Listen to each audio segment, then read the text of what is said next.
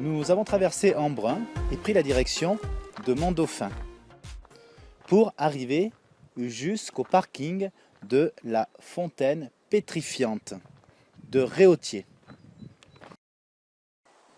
Comme beaucoup de sites de ce type, une légende y est attachée. Antoine, en 1667, était paysan et colporteur à Réautier.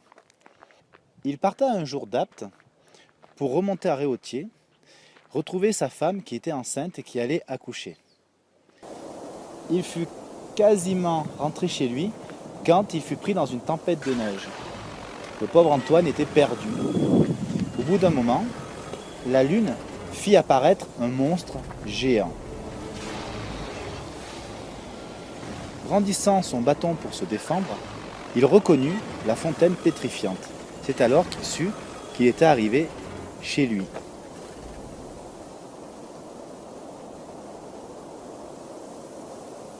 Il put, à minuit, retrouver sa femme qui avait accouché de son enfant.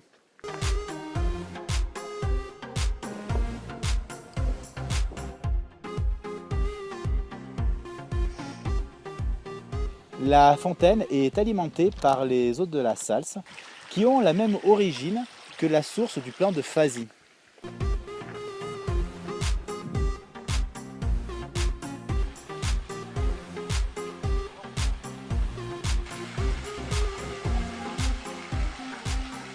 Les eaux d'infiltration filtrent à travers les couches minérales tout en se réchauffant de 3 degrés tous les 100 mètres.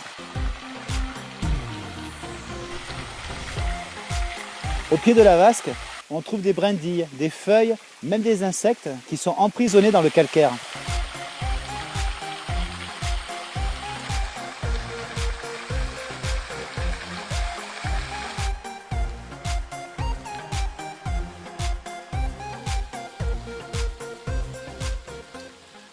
Les eaux jaillissent à une température d'à peu près 21-22 degrés.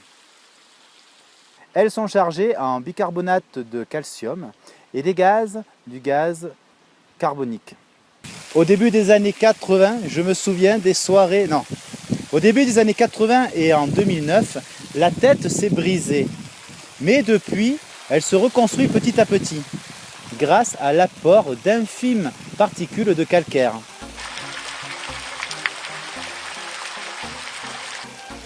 La couleur rouille est due à la présence d'oxyde de fer dans l'eau.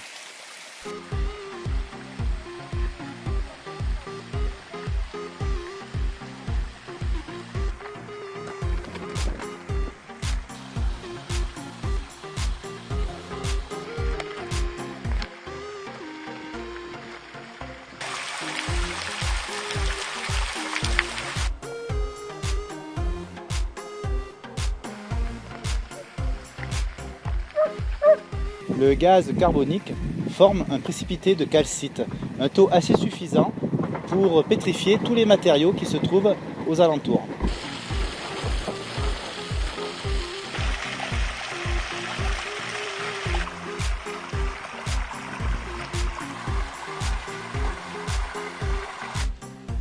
Nous avons une vue magnifique sur la vallée de la Durance ainsi que sur le fort de Mont-Dauphin.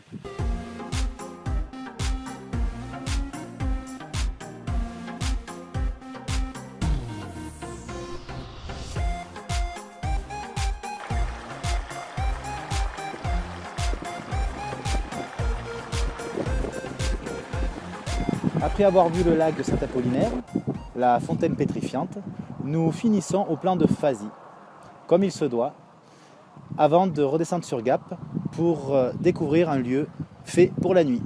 A de suite.